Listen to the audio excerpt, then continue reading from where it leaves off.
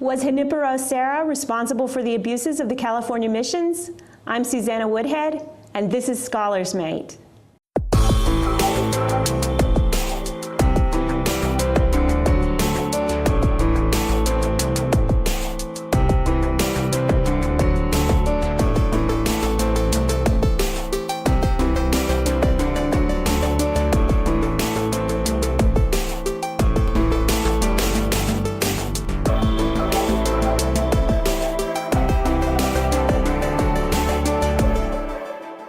Hello and welcome to Scholars Mate. I'm your host, Susanna Woodhead. Pope Francis will be visiting the United States in late September, and one of his agenda items is the making of Junipero Serra as a saint. Serra is an 18th century missionary who is widely credited with bringing the Catholic faith to Native American populations in California. However, his canonization has raised controversy, as historians blame Serra for some of the abuses that occurred later in the California missions. Joining us today to discuss this issue is Jonathan Cordero of California Lutheran University.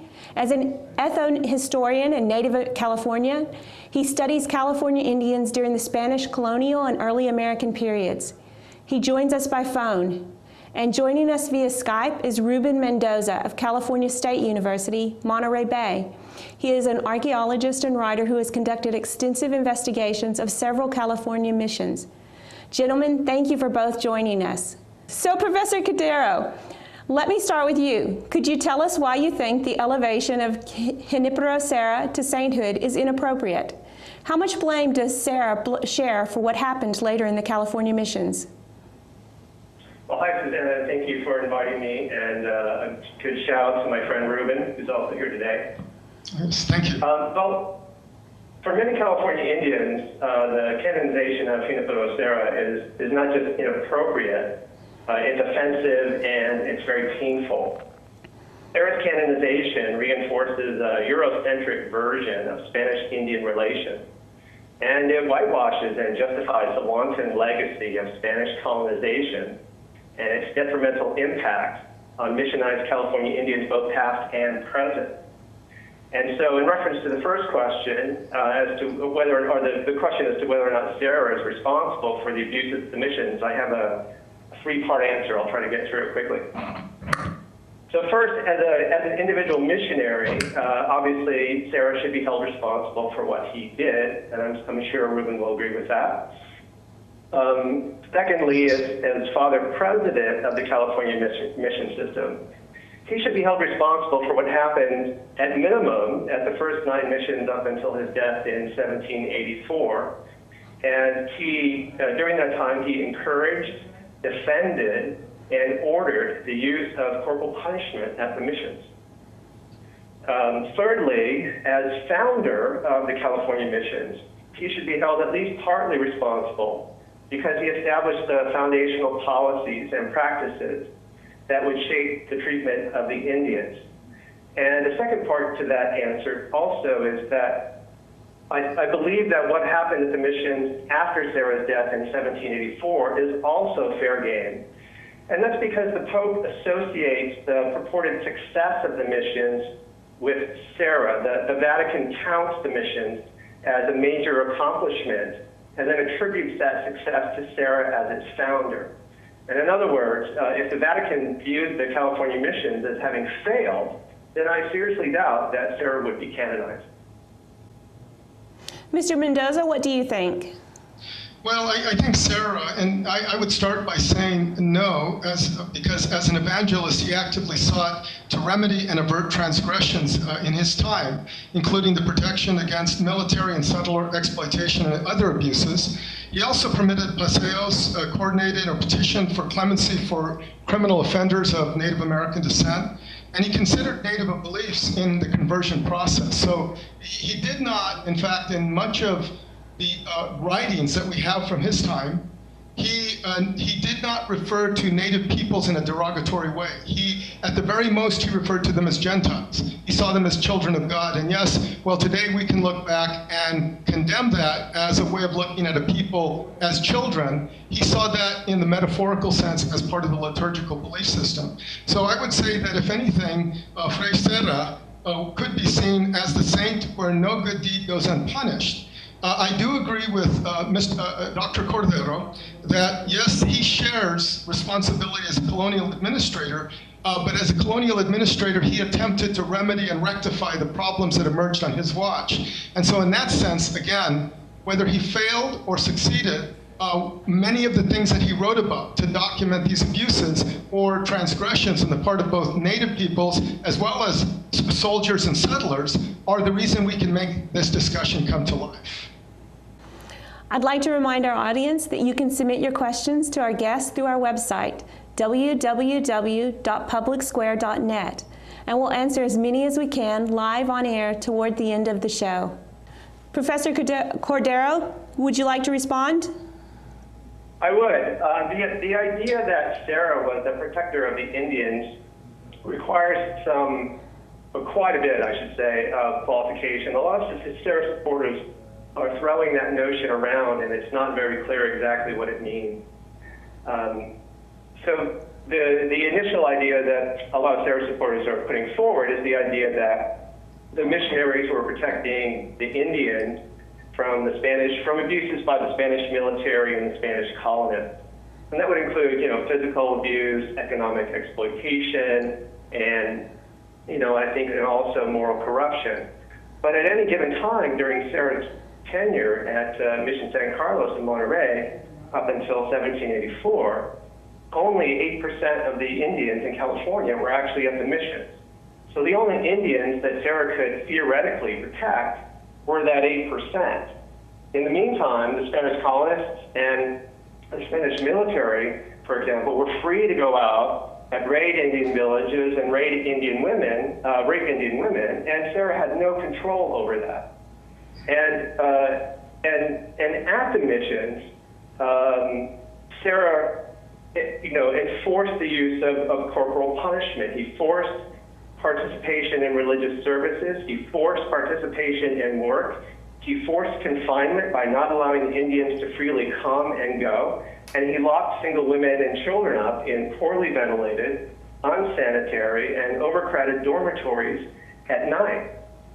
Furthermore, Serra himself actually had to send out a letter to his fellow missionaries telling him to cease from abusing the Indians at the missions. And so did Serra's supervisor, so did 2 governors of California, and 1 visitor to Mission San Carlos actually noted that the California Indians were being abused at the mission. So the idea that Serra could protect the Indians from abuse is really an argument of the lesser of 2 evils.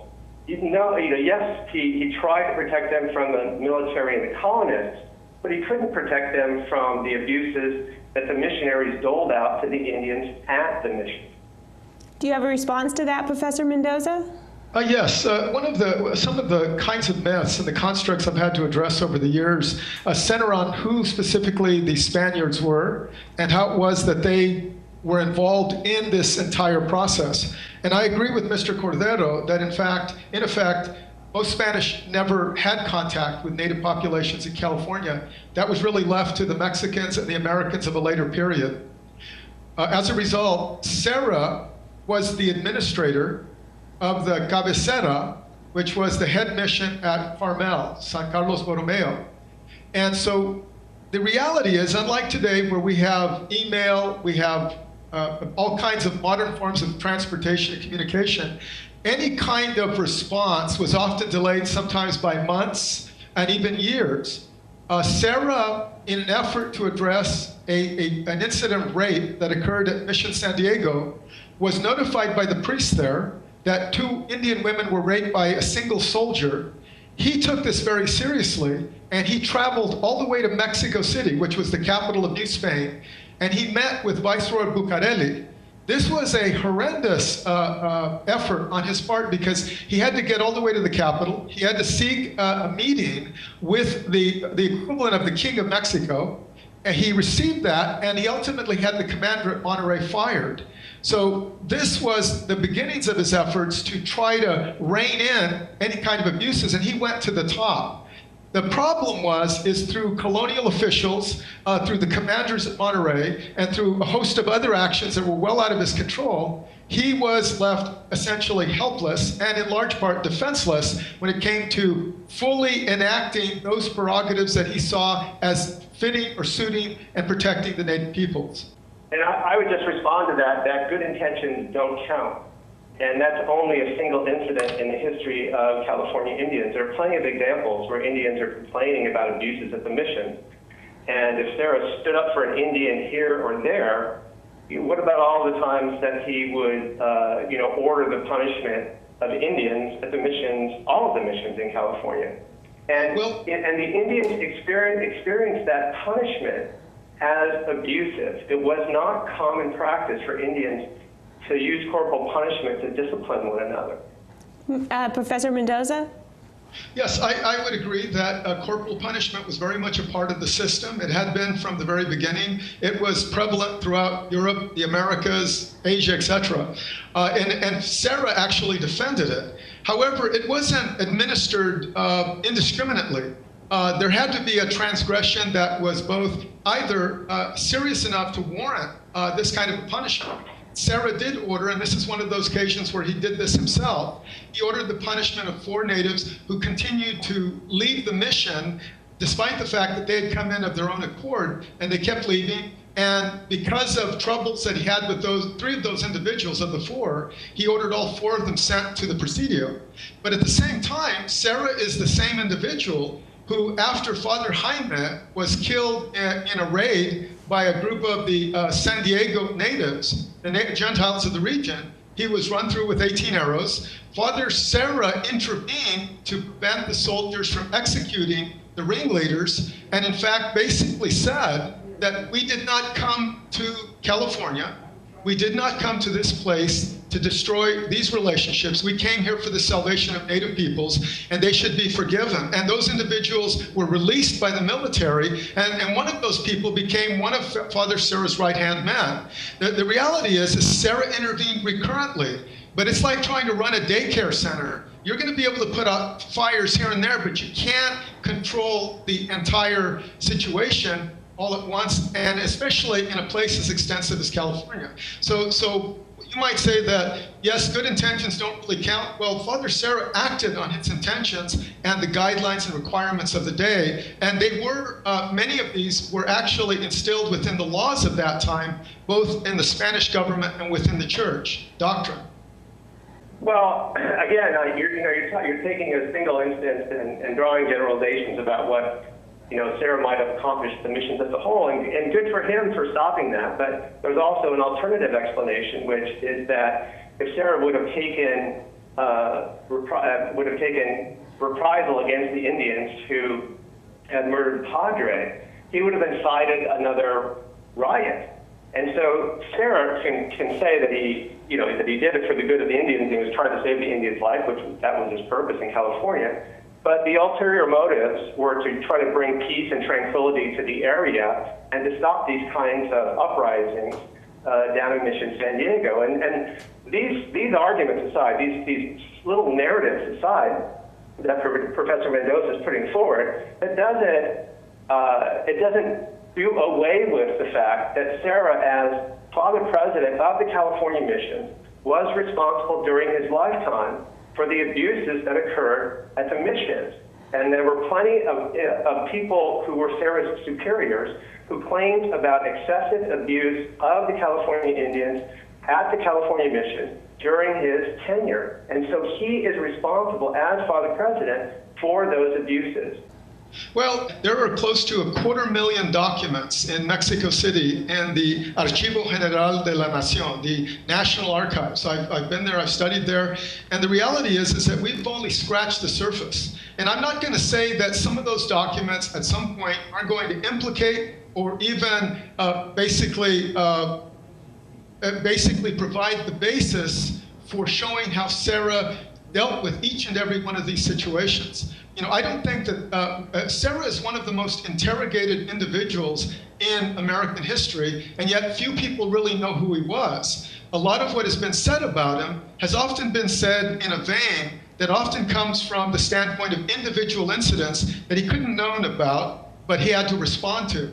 The documentation is out there in one form or another. I've seen a lot of this where there are responses, sometimes there are justifications. He talks lovingly about Native peoples, but he also understands that by keeping the Native peoples separate from the military and the colonists, he could preserve the conditions and the nature of Native society within individual communities. As far as corporal punishment, the reality is beyond those instances where Father Serra sent peoples to the Presidio or the fortress at Monterey, the reality is virtually all of that punishment was meted out by alcaldes and mayordomos, or those were native supervisors within the missions. And yes, I am in accord with you that when it comes to colonialism in any form, whether it's American colonialism, British colonialism, Spanish colonialism, the reality is that you often use intercessors to step into the fray and serve as intermediaries. But Serra had to also deal with the fact that there were those native alcaldes who were in charge of basically meting out punishment, who used excessive force, and Serra then had to deal with them.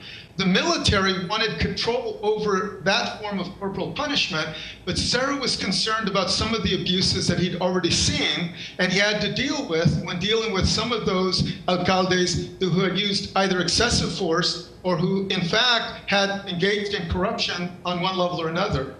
So it's a very mixed bag of forms when we look at the documents themselves and we begin to realize the complexities of this colonial experience. Well, I'll go back to my original argument, which is the alcaldes, the native alcaldes of the missions were under the supervision of the missionaries.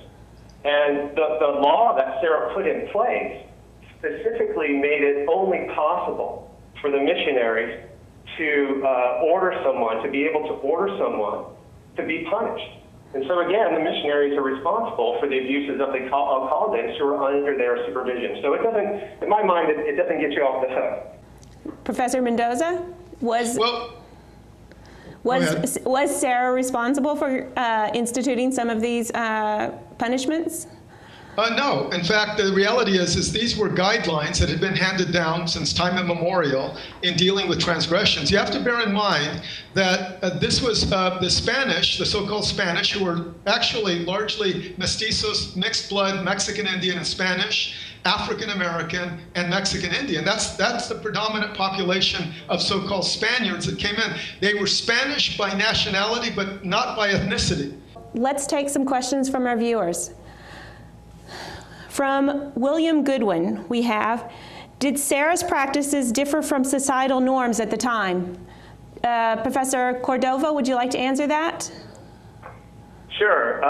The answer is no, but it doesn't matter because the use of corporal punishment during that time was contrary to Indian norms. And the assertion that Professor Mendoza makes and has made in the past that this was normal for the time, that it wasn't excessive, it was the way, and others make this argument too, that it was normal for the Spanish to use corporal punishment to discipline themselves even, is not, that establishes a Eurocentric norm. In other words, the Spanish norm becomes the norm by which we measure everything else. And the Indian norm, which was also during that historical time, runs contrary to that norm.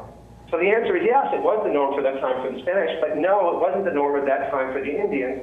And when the Indians were beaten or whipped or put in stocks, they considered that abusive.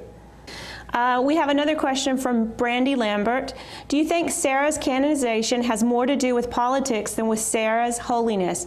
Professor Mendoza, would you like to answer that first? Well, I was invited to Rome. I got to interact with many of the Vatican scholars there, and this has been a process. No saint becomes a saint overnight. There are very few exceptions. And Serra's canonization would have gone through in the 80s, but there was so much bitterness that emerged as a result of it within native and non-native communities. There were so many attacks. They were anti-Hispanic, anti-Catholic. There were ad hominem attacks on Serra's character that weren't fully interrogated. And some of the colleagues that I now work with and who now basically are publishing works on the life of Serra, they now have changed their perspective. Even some of the most radical anti-Serra advocates have come to middle ground, realizing that he was an individual both of his time and a man ahead of his time where human rights was concerned. But again, we don't hold the high moral ground when it comes to history. Okay, and now it's time for Answer This, where each guest gets to ask questions directly to the other. Who would like to start? Ruben, you go first. You're my senior. I would like to, I get a sense of your perspective because, you are one of those people who have a direct link to the indigenous communities of pre-contact California. What do you believe happened to your people on the San Francisco Bay, and how is it that Father Serra helped promulgate it or push that particular set of conditions, negative, positive or negative? Right. Well, I did. I researched my family from Spanish contact up and through till the 1830s, and I saw them becoming incorporated into Mission Dolores, and I saw them die one after another in very short periods of time. And I saw my aunts and uncles die, and I saw their parents die, and I saw their neighbors die, and I saw the neighboring tribes die who they intermarried with. I saw roughly 1,400 people in the San Francisco Peninsula entirely vanquished from the face of the earth in less than 50 years. And it was the conditions at the mission, the living and working conditions at the mission, that exacerbated those death rates. The vast majority of epidemic diseases didn't hit Mission Dolores until well after 1800. So that's what I'm seeing, and Serra is the person who put in place the policies and the foundational policies and practices that guided what happened to my ancestors at Mission Dolores under the supervision of Father Palou, who was there. So, when I look at that, it's heartbreaking. It's heartbreaking to see that subsequent generations who would be able to carry forward their culture and their lineage just died one after another. Professor Cordero, what would you like to ask Professor Mendoza? Well, I know, Ruben, that you're also Indian and Spanish, or Mexican heritage, and you seem to be, you're obviously a Serra supporter. So how do you reconcile the sort of Indian in you and the Spanish in you when you try to assess the legitimacy of Serra's canonization?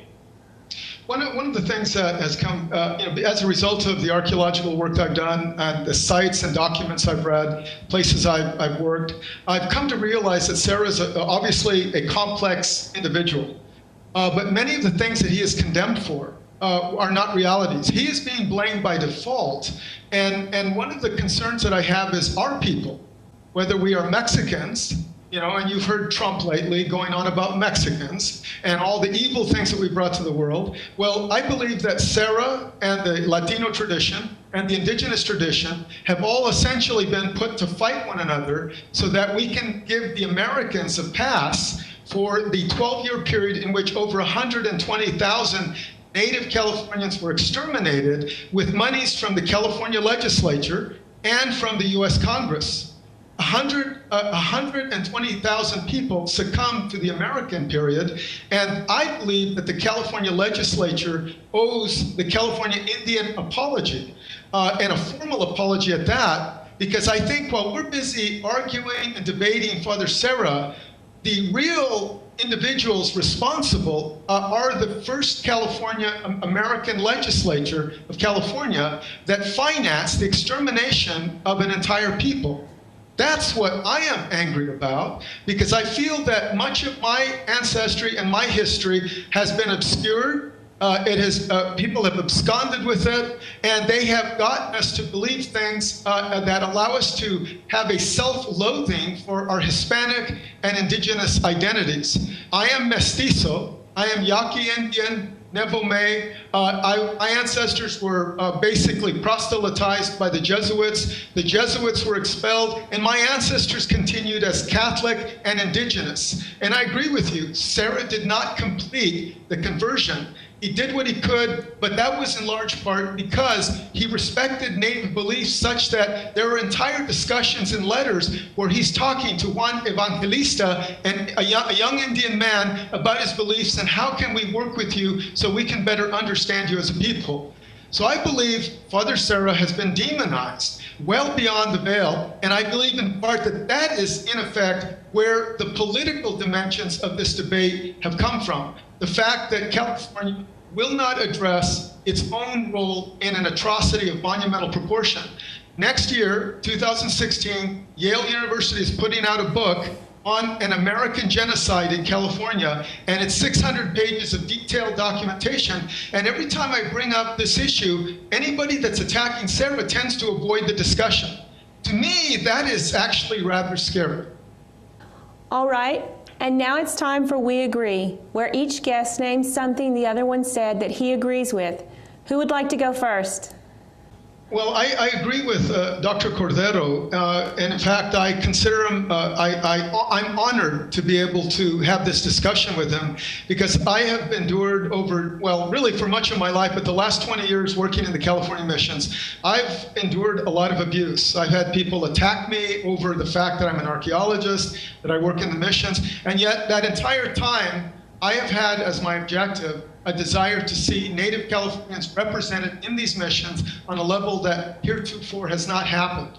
That has been my prime objective. And I've been attacked both by outsiders and by natives who believe that I have ulterior motives. No, my ancestry is indigenous, I identify as indigenous, and I want the youth of our communities not to live by a paradigm of victimization that further perpetuates the colonial paradigm. And so I do agree with Jonathan that this discussion is fruitful, it's helpful, it will continue to the extent that it can, but it must include the totality of the destruction of Native California. And I do agree that this is probably one of the most heartrending dimensions of all of it. And I too suffer these discussions because I am indigenous, and for me, I'm no waiver of the flag of colonialism. I've always looked at that as an evil inherent unto itself. But I feel that the targeting of Serra is largely symbolic, and I understand that. He was the administrator in charge, and I understand that. So insofar as where Jonathan is coming from, or Dr. Cordero, I agree and I honor his concerns about this entire issue. Okay, that's all we have time for. Thanks to both our guests, Jonathan Cordero of California Lutheran University and Ruben Mendoza of California State University, Monterey Bay. And thank you for watching Scholars Mate. I'm Susanna Woodhead. We'll see you next time.